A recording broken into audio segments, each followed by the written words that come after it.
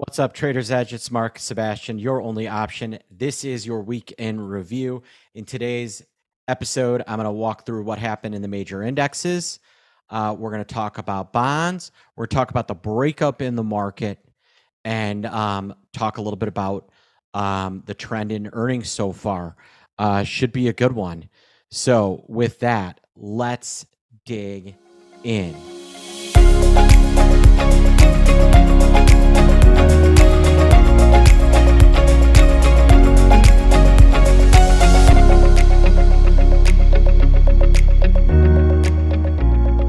So the SPX, really another rough day. It is now down 1, 2, 3, 4, 5, 6 days in a row. That is, on down days, that's unheard of. Up days, maybe a little more common. I told you watch out for the 100-day moving average. Well, guess what? We are getting dangerously close to the 100-day moving average.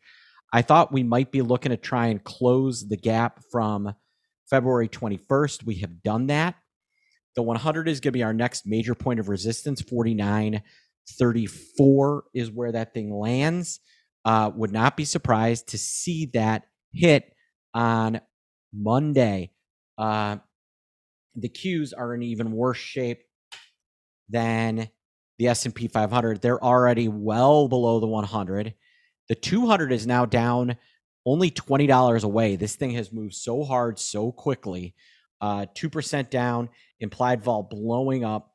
The Qs look terrible. Why? It's all chips. NVIDIA fell apart on Friday, excuse me. It's now back to where it was essentially prior to, like, right before its earnings when it blew higher. Think about that. AMD is the lowest level, almost the lowest level of the year. I could go further. Micron looks bad. Qualcomm has given up a decent amount of its gains. Nothing like the rest of these. It's still got some more up. It's still in way better shape, but definitely looks soft. And of course, the worst of them all, SMCI, Super Microcomputer, just an absolutely abysmal day. It looks like it's trying to get to its Jan 30th earnings. They do have earnings coming up in about a week and a half, but Friday's action was really bad. But it wasn't all bad. I want to point you to RSP. This is the S&P equal weighted index ETF. And while the S&P got smoked, this one was actually up a little bit on Friday.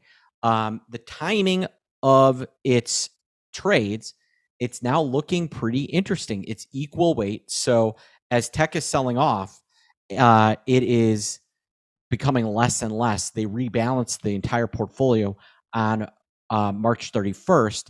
So they don't have the same exposure to tech as the S&P 500. The Dow Jones was actually up 0.5% on Friday. Why? Well, take a look at the boring stocks. J&J, it was up on Friday. P&G had itself a nice day. The banks, look at XLF.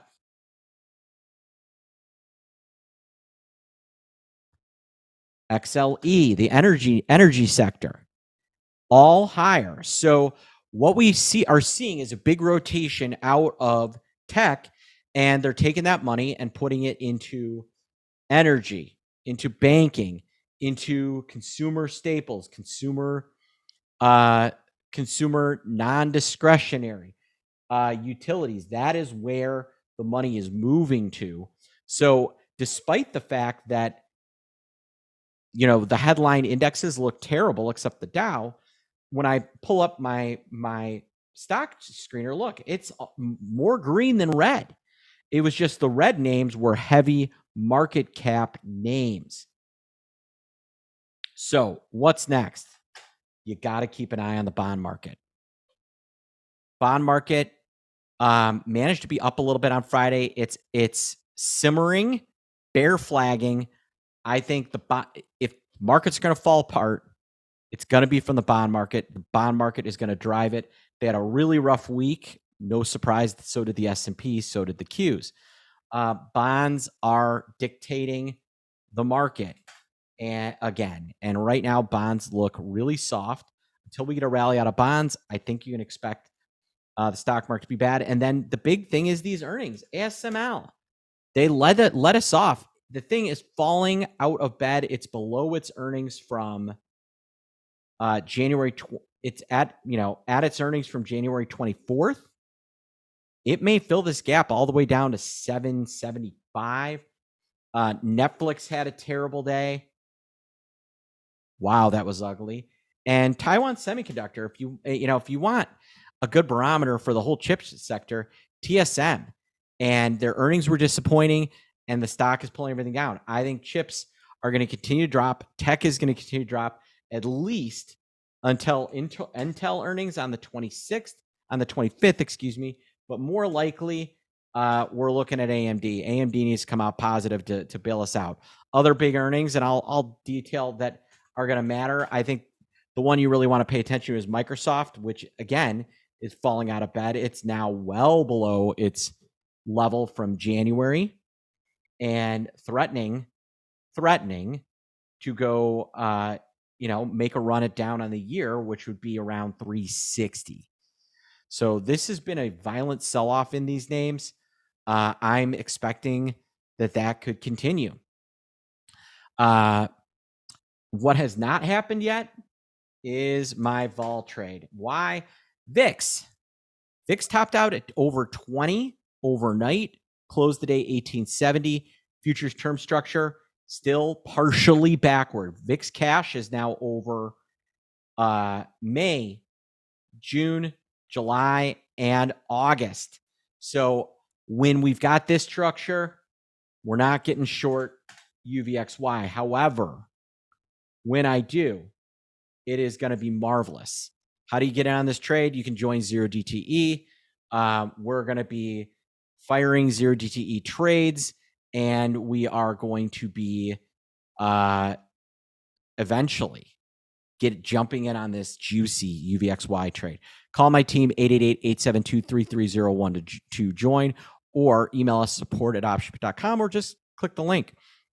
If you're watching me on YouTube right now, like and subscribe, leave a question in the comments or a comment, and I'm happy to answer it.